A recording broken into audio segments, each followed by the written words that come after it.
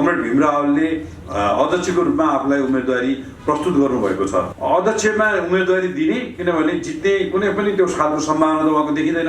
उहाँले अध्यक्षमा दाबी गरेर एउटा राम्रो सन्देश चाहिँ गएन कि भन्ने मलाई लाग्छ। अध्यक्ष कमरेडले चाहिँ नि मलाई लाग्छ कुनै पनि त्यस्तो खालको सङ्केत गर्ने अथवा आशीर्वाद दिने माया गर्ने भन्ने कुरा हुँदैन। यो महाधिवेशनबाट हामी केपी शर्मा ओलीलाई एउटा सर्वमान्य नेताको रूपमा अध्यक्षको हिसाबले अगाडि बढाउन चाहिरहेका छौँ। अब हामी सर्वसहमतिको अधिकतम प्रयत्न गरिरहेका छौँ। नेताहरू र दावेदारी गरिरहनुभएका साथीहरूको नेकपा एमाले एउटा युवा मैत्री पनि हो भन्ने सन्देश दिनको लागि पनि सचिवमा चाहिँ अलि युवा जोस जागरण बोकेका साथीहरू चाहिँ प्रवेश गरून् भन्ने चाहना हो। त्यही भएर मैले आफूलाई सचिवको रूपमा प्रस्तुत गरेको।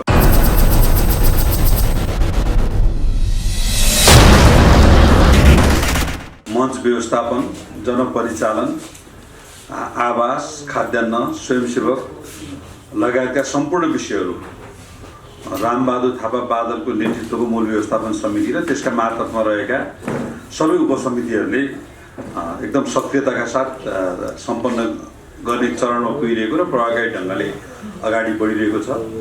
सम्पूर्ण मिडियाका तपाईँ साथीहरूले जुन प्राथमिकताका साथ एमालेको महाधिवेशनलाई महत्त्व दिएर प्रचार गरिरहनु भएको छ, यसको लागि म तपाईँलाई आभार प्रकट पनि गर्न चाहन्छु। महाधिवेशन स्थलबाट पनि तपाईँहरू सबैले प्रत्यक्ष प्रसारणदेखि प्रचारका विविध माध्यमबाट तपाईँले सहयोग गरिरहनु भएको छ, यसको लागि पनि म आभार प्रकट गर्न चाहन्छु। यो महाधिवेशन हामीले विधान महाधिवेशन सकिसकेको सन्दर्भमा सैद्धान्तिक र वैचारिक बहसहरू यो महाधिवेशनमा खास धेरै छैनन् र यो महाधिवेशन हामीले दुई हिसाबले महत्त्वका साथ हेरेका छौँ। एउटा जनपरिचालनका हिसाबले हामी यो महाधिवेशनलाई धेरै भव्य र ऐतिहासिक बनाउँदैछौँ। नेपालको इतिहासमा अहिलेसम्म कुनै पनि राजनीतिक दलले उपस्थित गर्न नसकेको जनसभाहित हामी गराउँदैछौँ र चितवनको नारायणी किनार र भरतपुर, गैँडाकोट, नवलपरासीतर्फका यो सबै भूभागहरू मलाई लाग्छ मानव सागरले भरि नै छन् र 5 लाख हामीले भनेका छौँ। त्योभन्दा बढी जनसभा जुटे खालको एउटा स्थिति देखिँदैछ। दोस्रो, नेतृत्व चयनको सन्दर्भ छ यो महाधिवेशनसँग जोडिएको। नेपालको कम्युनिस्ट आन्दोलनमा नेतृत्व चयनको चाहिँ अनेक खालका बहसहरू विगतदेखि नै हुने गरेका छन्। नेपालमा हामीले कम्युनिस्ट पार्टी चाहिँ नेता प्रधान होइन नीति प्रधान हुन्छ भनेर पुष्पलालले कम्युनिस्ट पार्टीको स्थापनादेखि नै भन्नुभयो। त्यसो भनिरहँदाखेरि हामीले चाहिँ नेतृत्वलाई स्थापित गराउने भन्दा पनि नेतृत्वलाई विस्थापित गराउने ढङ्गले कतिपय सन्दर्भहरूमा भूमिका खेल्यौँ। पार्टीभित्रको दुई धारको सङ्घर्ष भन्ने नाउँमा अथवा द्वन्द्वात्मक भौतिकवादी दृष्टिकोण राख्ने कारणले हामी चाहिँ आलोचनात्मक दृष्टिकोण राख्नुपर्छ र हरेक कुरा चाहिँ क्रिटिकल ढङ्गले एनालाइसिस गर्नुपर्छ भन्ने त्यो चेतनाका आधारमा हामीले जहिले पनि नेताहरूलाई खुइल्याउने, नेताहरूलाई कमजोर बनाउने र नेताहरूलाई विस्थापित गर्ने काम गऱ्यौँ। संसारभरिका राजनीतिक दलहरू र मुलुकहरूले आफ्ना नेता र आफ्ना राष्ट्र प्रमुख अथवा चाहिँ सरकार प्रमुखहरूलाई सशक्त ढङ्गले प्रतिनिधित्व गराउन सक्दा मात्रै राष्ट्रिय पहिचान, अन्तर्राष्ट्रिय पहिचान उहाँले पाउनु हुँदो रहेछ भन्ने कुराको उदाहरण छिमेकी राष्ट्र चाइनाले सी जिनपिङलाई अगाडि बढाएर गरेको छ, भारतले नरेन्द्र मोदीलाई अगाडि बढाएर गरेको छ र संसारमा यो खालको ट्रेन्ड पनि छ। अब पछिल्लो 40 महिने नेकपा एमालेको सरकारको प्रगति अथवा चाहिँ त्यसको समीक्षा गर्ने हो भने कमरेड केपी शर्मा ओलीले राष्ट्रिय राजनीतिमा जुन खालको प्रभाव दिनुभयो र अन्तर्राष्ट्रिय रूपमा जुन प्रभाव दिनुभयो त्यसको कारणले नेकपा एमालेको सान मान र गौरव बढ्यो र देशभरि एमालेको कार्यकर्ताको मनोबल बढ्यो र अन्तर्राष्ट्रिय जगतमा भन्नुहुन्छ भने नेपाली जनताको सान मान र गौरव बढ्यो र हामी भौगोलिक हिसाबले सानो होला, आर्थिक हिसाबले हामी सानो होला अथवा चाहिँ जनसङ्ख्याको हिसाबले हामी थोरै होला, तर सार्वभौमसत्ताका हिसाबले हामी कुनै संसारका धनी मुलुकभन्दा कमजोर छैनौँ भन्ने कुरालाई उहाँले स्थापित गर्नुभयो र नेपालीहरूको सानमान र गौरव संसारभरि बढ्यो र संसारमा मार्गचित्रमा नेपालको चाहिँ एउटा चाहिँ गरिमा बढ्यो भन्ने मलाई लाग्छ। त्यसो हुनाले यो महाधिवेशनबाट हामी केपी शर्मा ओलीलाई एउटा सर्वमान्य नेताको रूपमा अध्यक्षको हिसाबले अगाडि बढाउन चाहिरहेका छौँ। त्यति हुँदाहुँदै पनि हामीले अभ्यास गरेको एउटा लोकतान्त्रिक विधि भनौँ अथवा जनवादी केन्द्रियताको विधिभित्र महाधिवेशनमा उम्मेदवारी दिन पाउने कुरा एकदम सामान्य प्रक्रिया हो। कमरेड भीमरावले अध्यक्षको रूपमा आफूलाई उम्मेदवारी प्रस्तुत गर्नुभएको छ। म उहाँलाई के अनुरोध गर्न चाहन्छु भने दुई कारणले उहाँले उम्मेदवारी दिएको हुनसक्छ। एउटा, अध्यक्षको दाबी गर्दै पार्टीका अन्य भूमिकाहरू अथवा अन्य पदहरूमा आफूलाई स्थापित गराउन उहाँले चाहेको पनि हुनसक्छ। अब दोस्रो, अध्यक्षमा उम्मेदवारी दिने किनभने जित्ने कुनै पनि त्यो खालको सम्भावना त उहाँको देखिँदैन। अब चुनावमा हारजित जे हुन्छ त्यो कुरालाई सहर्ष स्वीकारेर कम्युनिस्ट आन्दोलनलाई अगाडि बढाउँ भन्ने ढङ्गले उहाँले चुनाव दिएको हुनसक्छ। यो दुवै प्रक्रियामा जाँदाखेरि मलाई लाग्छ उहाँले अध्यक्षमा दाबी गरेर एउटा राम्रो सन्देश चाहिँ गएन कि भन्ने मलाई लाग्छ। र मेरो उहाँलाई सुझाव चाहिँ के छ भने त्यो उम्मेदवारी फिर्ता गरेर पार्टीभित्र महत्त्वपूर्ण भूमिका उहाँले जुन विगतदेखि खेल्दा आउनुभएको छ त्यसलाई निरन्तरता दिने हिसाबले नै आफूलाई उहाँले स्थापित गरेर जाने कुरो चाहिँ सबभन्दा राम्रो हुन्छ। अब त्यसो नगरिकन उहाँ चुनावमा जानेर उहाँ निराश हुने, जसरी पछिल्लो बेलामा उहाँका अभिव्यक्तिहरू अलि उत्तेजक खालको, अलि निराशाजनक खालको, अलिकति अराजक खालको ढङ्गले देखिन खोज्दैछ र उहाँ एउटा राष्ट्रवादी बौद्धिक र एउटा चाहिँ विद्यावादी गरेको एउटा चाहिँ छवि बनेको व्यक्तिलाई फरक ढङ्गले हेर्ने दृष्टिकोण पनि बन्न खोज्दैछ। त्यसले निरन्तरता पाउने र आन्दोलनलाई यसले अझ थप क्षति बनाउने कुरा पनि नहोस् भन्ने कुरामा उहाँले सचेत भएर उहाँ चाहिँ उम्मेदवारी फिर्ता लिने कुरामा जाँदा राम्रो हुन्छ भन्ने मलाई लाग्छ। अब हामीले केपी ओलीलाई यो अभियानमा लागिरहँदा हाम्रो चाहिँ चाहना के हो भने त्यसमा मैले मेरो समेत उम्मेदवारी जोडेर म के कुरा राख्न चाहन्छु भने विगतमा मधेसमा एमाले विरुद्ध र केपी ओली विरुद्ध जुन खालको एउटा अभियान चलाइएको थियो, हामीलाई त्यहाँ निषेध गरेर लखट्ने खालकासम्म गतिविधि भएका थिए। पछिल्लो बेलामा अहिले नेकपा एमालेको सबभन्दा राम्रो प्रभाव क्षेत्र 2 नम्बर प्रदेश देखिन्छ र नेपालगञ्ज लगायतका 2 नम्बर प्रदेशका धेरै भूभागहरूमा केपी ओली स्वयं आफै गएर चाहिँ नि 4000 5000 मधेसवादी दलका नेताहरूलाई प्रवेश गराएर एमालेको लहर सिर्जना भएको छ। विगतमा द्वन्द्वको बेलामा नेकपा एमालेका कार्यकर्ताहरूको मनोबल निकै कमजोर भएको र झलनाथ कमरेड र माधव कमरेडहरू नेतृत्व भएकोमा रहेको बेलामा उहाँहरूले कुनै पनि कार्यकर्तालाई संरक्षण गर्न नसकेको अवस्थामा केपी ओलीले सैद्धान्तिक रूपमा त्यसको नेतृत्व गर्नुभयो र तल फिल्डमा युवा सङ्घको अध्यक्षको नाताले अथवा युथ फोर्स निर्माण गर्न हामीले एमालेको पङ्क्तिको मनोबल बढाउने काम गऱ्यौँ। 64 मा हामी 33 सिटमा सीमित भएर बसिरहेको बेलामा हाम्रो पार्टीका अध्यक्ष कमरेड केपी ओलीलाई चाहिँ एमाले भित्र एउटा छुवाछुतको व्यवहार गर्दै कमजोर बनाइएको र भूमिकाविहीन बनाइएको बेलामा हामीले कमरेड झलनाथ खनाल, माधव नेपाल लगायतका नेताहरूसँग पैठेजोरी खेल्दै अबको अध्यक्ष र अबको प्रधानमन्त्री केपी ओली नहुने हो भने यो कम्युनिस्ट आन्दोलन कमजोर हुन्छ, एमाले कमजोर हुन्छ र एमाले चाहिँ एउटा न्याय मरेको पार्टी हुन्छ भन्ने हिसाबले केपी ओली बिरामी भएको बेलामा कतिपय व्यक्तिहरूले केपी ओली मरोस् भनेर धुप हालिरहँदा हामीले इष्टचारमा हालेर भए पनि केपी ओलीलाई अध्यक्ष बनाउनु पर्छ भनेर युवा सङ्घको तर्फबाट मेरै नेतृत्वमा यो अभियान हामीले चलायौँ होइन। र मलाई लाग्छ नेपालको कम्युनिस्ट आन्दोलनलाई विभाजनको दिशामा गइरहेको बेलामा, तोडफोडको दिशामा गइरहेको बेलामा यसलाई एकताबद्ध बनाउने अभियानको एउटा नेतृत्व पनि केपी ओलीले गर्नुपर्यो। त्यो नेतृत्व गर्ने कुरामा अनेक खालका मध्यस्थताका भूमिकाहरू हामीले निर्वाह गऱ्यौँ। पछिल्लो बेलामा एमालेको सरकारलाई मजबुत बनाउने कुरामा, मधेसका आन्दोलनहरूलाई सम्बोधन गर्ने कुरामा, उहाँका मागहरूलाई सम्बोधन गर्ने, नागरिकता मुद्दा लगायतका मधेसमा अनेक खालका मुद्दाहरू खेपेर रहेका साथीहरूलाई मुद्दाबाट मुक्त बनाउने कुरामा अथवा विप्लव समूहलाई मूलधारमा ल्याउने कुरामा अथवा चाहिँ मधेसका अनेक खालका विद्रोही समूहहरूलाई, सिके राउत लगायतका समूहहरूलाई मूलधारमा ल्याउने कुरामा केपी ओलीले जुन भूमिका खेल्नुभयो त्यसमा हामीले एउटा उहाँका सशक्त सहयोगको रूपमा महत्त्वपूर्ण भूमिका निर्वाह गर्यौँ। उहाँले समृद्ध नेपाल र सुखी नेपाली निर्माणको एउटा अभियानलाई देशभर फिजाइरहँदा मैले स्वयं भक्तपुर जिल्लालाई विकासको एउटा मोडलको रूपमा अगाडि बढाउने कुरामा र देशभरि विकास निर्माणको अभियानमा एउटा सहयोग गर्ने हिसाबले पनि हामीले भूमिका निर्वाह गऱ्यौँ। चाहे पार्टीको केन्द्रीय सदस्यको हैसियतले पार्टी चाहे संसदमा भक्तपुर क्षेत्र नम्बर 2 को तर्फबाट प्रतिनिधित्व गरेको सन्दर्भ होस्, चाहे विगतमा 13 महिना मैले आफू उद्योग मन्त्री रहेको बेलामा मुलुकका समृद्धिका जनताका चाहनाहरूलाई पुरा गर्नुको निमित्त आफ्नो ठाउँबाट मैले भूमिका खेलेँ। उद्योग मन्त्री रहेको बेलामा पनि साह्रै जिरो रहेको औद्योगिक क्षेत्रलाई एउटा ऊर्जा भर्ने कुरामा नेपालको उद्योगमा को क्षेत्रमा मैले एउटा भूमिका निर्वाह गरेँ। भक्तपुर 2 नम्बर क्षेत्र जहाँ नेकपा एमाले निकै कमजोर थियो त्यसलाई मजबुत बनाउने कुरामा पनि मैले एउटा सशक्त भूमिका निर्वाह गरेर विकासको एउटा मोडलको रूपमा आज मैले भक्तपुरलाई अगाडि बढाएको छु र केपी कमरेडका समृद्ध नेपाल र सुखी नेपाली अनि युवाहरूका रोजगारीका सन्दर्भदेखि लिएर एउटा परिपूर्ण लोकतन्त्रका सन्दर्भमा प्रधानमन्त्री रोजगार कार्यक्रमदेखि लिएर अनेक खालका उहाँले कार्यक्रमहरू, योगदानमा आधारित सामाजिक सुरक्षा कार्यक्रमहरू, शैक्षिक प्रणालीबाट धितो राखेर लोन दिने कार्यक्रमहरू, महिला उद्यमीहरूलाई लोन दिने कार्यक्रमहरू, विदेशबाट फर्केका युवाहरूलाई उनीहरूको श्रम सिप र उनीहरूले प्राप्त गरेको शक्तिलाई, स्रोतलाई पहिचान गर्नको लागि सर्ट लोन दिने खालका कार्यक्रमहरू ल्याउनु पऱ्यो। त्यसमा चाहिँ एउटा सशक्त भूमिका मैले निर्वाह गरेँ र पछिल्लो बेलामा एमाले प्रतिको जुन आकर्षण बढेको छ, चाहे माओवादीको तर्फबाट चाहे मधेसवादीको तर्फबाट, ती सम्बन्धित दलहरूलाई एकताको प्रक्रियामा अगाडि बढाउने कुरामा, पार्टी प्रवेश गराउने कुरामा लगायतको कुरामा पनि मैले आफ्नो ठाउँबाट महत्त्वपूर्ण भूमिका खेलेँ भन्ने मलाई लाग्छ। त्यसो हुनाले यो महाधिवेशनमा 3 खालको नेतृत्वलाई हामीले समेट्नुपर्छ। 3टा पक्षका 3 खालका नेतृत्व भनेको छु मैले। एउटा पार्टीमा लामो समय योगदान दिएका नेताहरू कमरेड केपी शर्मा ओली लगायतका नेताहरूलाई हामीले सम्मानका लागि र यो मुलुक हाँक्नको लागि पनि समेट्नु परिन्छ। दोस्रो, यो पार्टीमा समावेशिताका मुहारहरूलाई देखाउनु भए जसरी हामीले 1/3 महिलाहरूलाई हरेक ठाउँमा सुनिश्चित गऱ्यौँ, जनजाति, दलित, मधेसी, मुस्लिम लगायतका सबै समुदायलाई समेट्ने ढङ्गले हामी आउँदो महाधिवेशनमा केन्द्रीय कमिटीको चयन गर्दैछौँ। त्यो पाटोमा पनि हामीले ध्यान दिनुपर्छ। तेस्रो, नयाँ पुस्ता जोस जाँगर र ऊर्जा बोकेका कामकाजी पुस्ताहरूलाई पनि समेट्नुपर्छ। यो 3टा पाटो चाहिँ आउँदो महाधिवेशनमा ध्यान दिनुपर्छ भन्ने मलाई लाग्छ।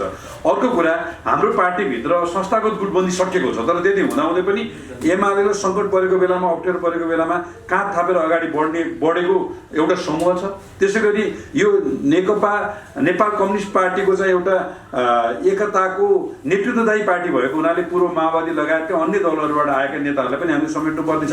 र हिजो माधव नेपालतिर नजिक रहेर एमालेमा विद्रोह गर्नु खोज्नुभएका अथवा असन्तुष्ट जन्मनुभएका साथीहरू 10 गते जुन एउटा अवधारणा लिएर आउनुभएको छ, उहाँलाई पनि समेट्नुपर्छ। यसको लागि हामीले कार्यकर्ता पङ्क्तिले निर्वाचन हुँदा पनि विवेकपूर्ण ढङ्गले यसलाई प्रस्तुत गर्नुपर्छ र यदि निर्वाचन नहुने स्थिति भयो भने पनि नेताहरूले विवेकपूर्ण ढङ्गले उहाँलाई समेट्नुपर्छ भन्ने मेरो चाहिँ माग छ। बाइ द वे निर्वाचन भएर कहीँ कतै विवेक पुगेन भने पनि जसरी केन्द्रीय कमिटीको 10% मनोनित छ, त्यसै गरी पदाधिकारी पनि कमसेकम 2टा उपाध्यक्ष, 2टा सचिव र एउटा उपमहासचिव मनोनित गर्ने मोडलमा गयो भने त्यो कतिपय ल्याउनै पर्ने साथीहरू छुट्नु भयो भने मनोनितको विधिबाट पनि उहाँलाई समेट्न सकिन्छ भन्ने लाग्छ। त्यसै गरी उमेर समूहका हिसाबले पनि यो पार्टीमा 3टा उमेर समूह, एउटा पाको उमेर समूह, एउटा अहिले पार्टीमा महत्त्वपूर्ण भूमिका खेलिरहेको समूह र एउटा नयाँ युवा पुस्ताको समूह, यसलाई चाहिँ समेटेर जानुपर्छ भन्ने मलाई लाग्छ। यो ढङ्गले गयो भने नेकपा एमाले वैचारिक रूपमा हामी यो मुलुकको नेतृत्व गर्न सक्छौँ भन्ने एउटा सङ्कल्प हामीले विधान महाधिवेशनबाट दिएका छौँ। सैद्धान्तिक रूपमा मार्क्सवाद लेनिनवाद र जनताको बौद्ध जनवाद अब हाम्रो मार्गदर्शक सिद्धान्त हो। हामी समाजवादका अर्थतन्त्रका आधारहरू तयार गर्ने ढङ्गले अगाडि बढ्छौँ। समृद्ध नेपाल र सुखी नेपालीको एउटा चाहिँ सैद्धान्तिक र वैचारिक नेतृत्व अब हामीले गर्छौँ भनेर हामी कचिरहेको बेलामा यो पाटोमा पनि हामीले सशक्त ढङ्गले प्रस्तुत हुनुपर्नेछ र हामी आगामी निर्वाचनमा यो पार्टीमा कुनै विभाजन छैन र हामी झन्डै 2टा ल्याउन सक्छौँ भन्ने निष्कर्ष निकालिरहेको बेलामा यो कुराको पनि नेतृत्व गर्नुपर्नेछ। भनेपछि यो समग्र नेतृत्व गर्नको लागि एउटा चाहिँ समकालीन हिसाबमा फादर अफ द नेसनको रूपमा युवाहरूले अथवा जनताले स्वीकार गरिसकेको र आफूलाई एउटा चाहिँ नि समकालीन राजनीतिको अब्बल नेताको रूपमा स्वीकारेका नेता केपी कमरेडलाई हामी अध्यक्ष बनाउँछौँ भने र उहाँका एउटा सशक्त सहयोगिताको हिसाबले म चाहिँ नि यसपालि सचिवको रूपमा यो महाधिवेशनमा आफूलाई दावेदारी प्रस्तुत गरिरहेको छु र यो ढङ्गले हामी भोलि काठमाडौँमा एउटा विशेष कार्यक्रम पनि गर्दैछौँ। साइबर सर्कलको घोषणा गर्ने र वर्तमान सन्दर्भमा सूचना प्रविधि र साइबर जगतको महत्त्वको बारेमा एउटा छलफल पनि गर्ने र केपी ओली सरकारका पालामा भएका किताबहरू म सचिवको रूपमा गर्दैछु र भोलि केपी ओली सरकारको पालाको केपी ओलीको सरकारलाई चाहिँ एउटा तस्बिरमा पनि हामी भोलि विमोचन गर्दैछौँ। राष्ट्रिय सभागृहमा 12 बजी त्यो कार्यक्रम पनि गर्दैछौँ र त्यसपछि हामी सबै चितवनमा जानेछौँ र त्यस पछाडि हामी महाधिवेशनका सबै प्रक्रियाहरूमा गतिविधिहरूमा एकदम हामी सशक्त ढङ्गले प्रभावकारी ढङ्गले उपस्थित हुनेछौँ।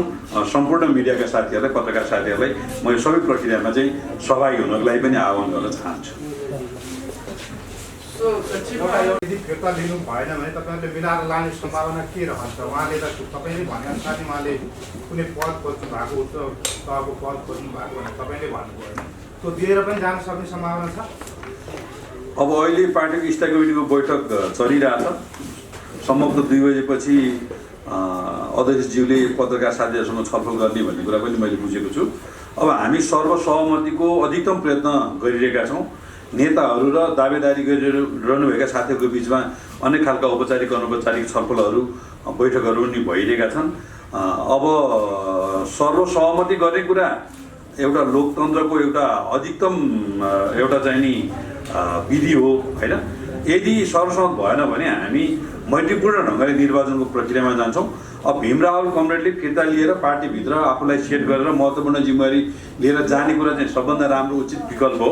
अब यदि त्यसरी जानु भएन भने त निर्वाचनमा जान हामी बाध्य हुन्छौँ, किनभने हामीले डिजिटल प्रणालीबाट निर्वाचन गर्ने भनेर 100वटा चाहिँ मतपेटिका भनौँ अथवा चाहिँ नि मतपत्र गर्ने डिजिटल मेसिन तयार गरिसकेका छौँ र त्यसको 11 गते हामी चाहिँ बकाइदा फर्मली प्रशिक्षण पनि दिने पार्टीले तयारी गरेको छ। यदि सर्वसम्मत हुने कुरामा उहाँले स्वीकार गर्नु भएन भने त निर्वाचन स्वीकार्नु बाहेक अरू उपाय हामीसँग रहँदैन। तपाईँले यो सचिव पदमा उम्मेदवारी दिइरहँदाखेरि यो बाहेकका अरू पदमा तपाईँलाई इच्छा जागेन, खास कारण के हो कि तपाईँको हैसियत पुगेन के हो? होइन, लामो समयदेखि नेकपा एमालेको सङ्गठनमा एक खालको निष्क्रियता जस्तो थियो।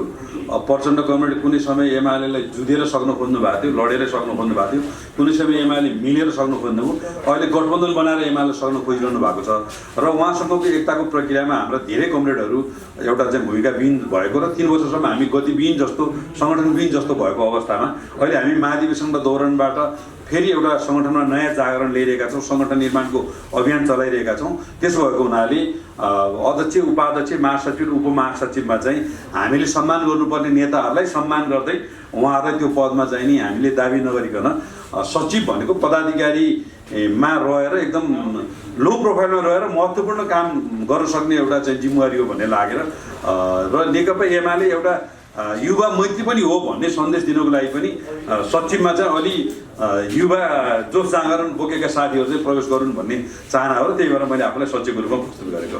दाइ मेरो एउटा दाइले पहिला पनि युवा सङ्घको नेतृत्व सम्हाल्छ, अहिले केन्द्रीय सदस्य हुनुहुन्छ।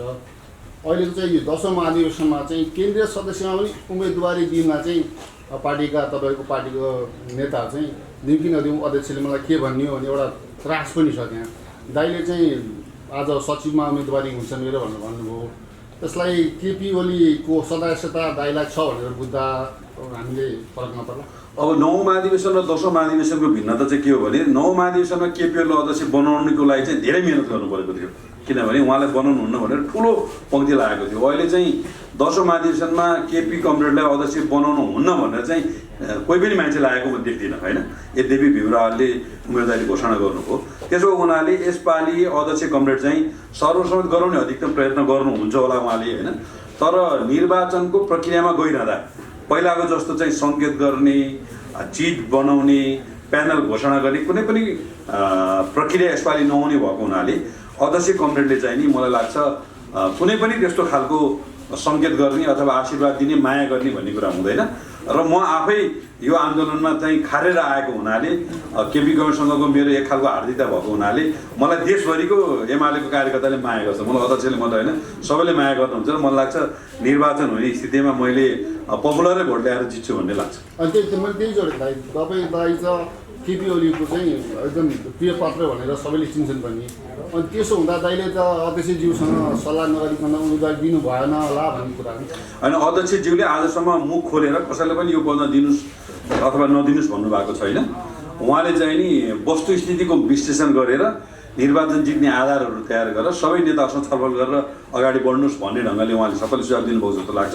जस मैले आफूलाई सचिवको रूपमा प्रस्तुत गरिरहँदा मेरो उम्मेदवारीलाई पुष्टि गर्न सक्ने पर्याप्त आधारहरू मसँग छन् र भोलिका दिनमा प्रभावकारी काम गर्न सक्छु भन्ने एउटा विश्वास पनि मसँग छ। त्यसमा नेतृत्व पङ्क्तिले पनि र प्रतिनिधि भएर आएका देशभरिका झन्डै 2000 साथीहरूले पनि त्यो विश्वास गर्नुहुन्छ। त्यसो भएको हुनाले अध्यक्ष गभर्मेन्टले अहिले ठ्याक्कै मुख खोलेर यो नभइरहेको सन्दर्भमा स्वाभाविकै ढङ्गले भोलि भन्न पर्ने स्थिति आयो भने पनि उहाँको सहानुभूति त मतिर भइहाल्छ, त्यसमा त समस्या हुँदैन। समग्रमा हजुरको अध्यक्षज्यूको आशीर्वाद छ भन्नुहुन्छ? अब अध्यक्षज्यूसँग म नजिक छु भनेर तपाईँहरूले नै भनिरहनु भएको छ। त्यसो हुँदाखेरि भोलि अध्यक्षज्यूले त्यस्तो भन्ने स्थिति बन्यो भने, त्यस्तो भन्ने स्थिति नबन्ला बन्यो भने त स्वाभाविकै म प्रति त्यस्तो उहाँको सद्भाव त रहने। Thank you so much. Thank you so much. अब यहाँलाई धेरै धेरै धन्यवाद दिन चाहन्छु।